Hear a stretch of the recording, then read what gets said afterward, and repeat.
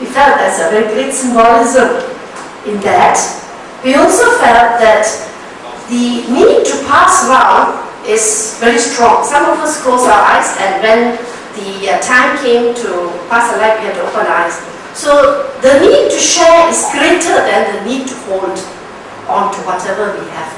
So whether it is spiritual knowledge, whether it is any love, we need to share. The sharing is more important than the holding. And lastly, we all felt that the light is a reminder to us about the duty and responsibility to carry out our work. There was also a comment that the greatest hurdle that we all face is our own inner doubts and fears. And the light seemed to dispel it and replace it with energy and inspiration. Sayonara. Malaysia now, but in Thailand, whatever we start with silent sitting. I know that with the timetable here in Malaysia, it's very difficult to accommodate wrong timing for silent sitting. We have the same problem there. When we spend so much time in silent sitting, then we notice that our class lessons are not finished. So what we do is we just do it only at the beginning of the morning, and then we don't have it.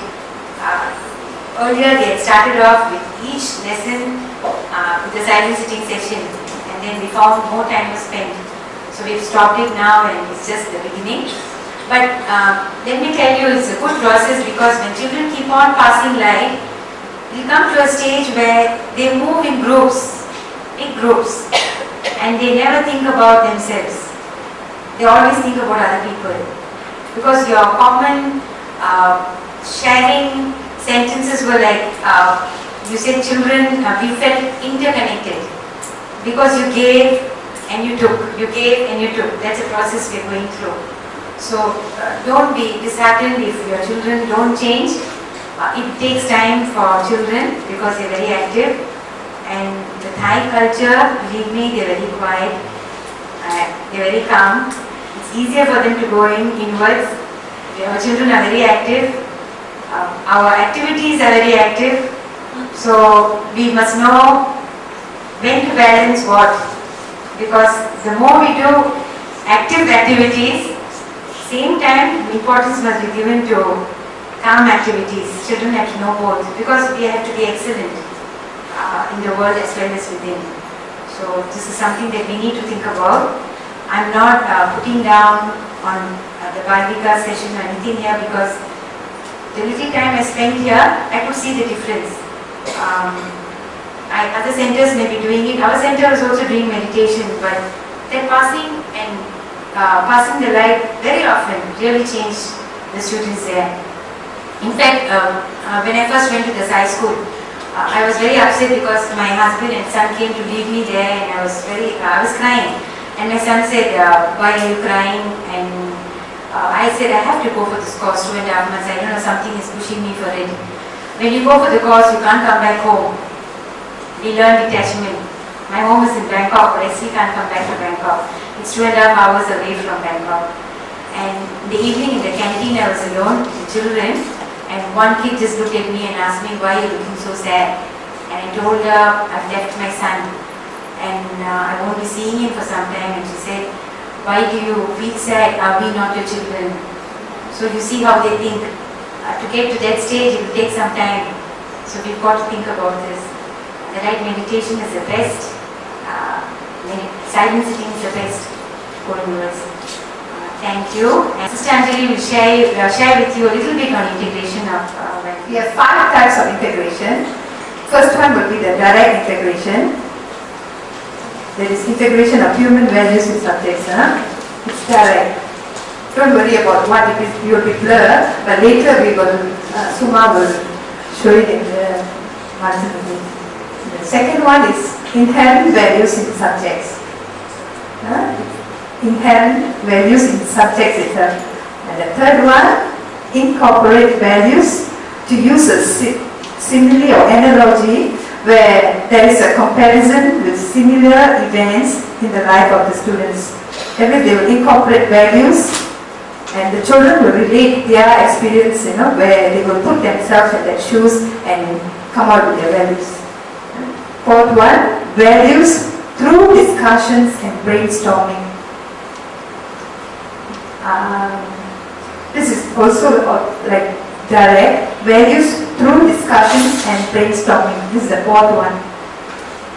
And fifth one, they will using stories to illustrate the values and the subjects being taught through games and activities. This particular activity normally we use it in our Bal Vikas and EHV. Malaysians, we always use activities and storytelling, very common. Maybe the other four we are not aware, although we are actually already Starting practicing. with integration in history, we're already doing it. We're talking about great people during our teen youth sessions. I remember doing it with the facilitators. Learning from great people in history, we talk about their lives. But I remember, I don't know about Malaysia, I remember my history lessons. I had to learn dates and what they did during that time. Now we need to think back. We don't need to focus much on, we need the dates for academic purpose.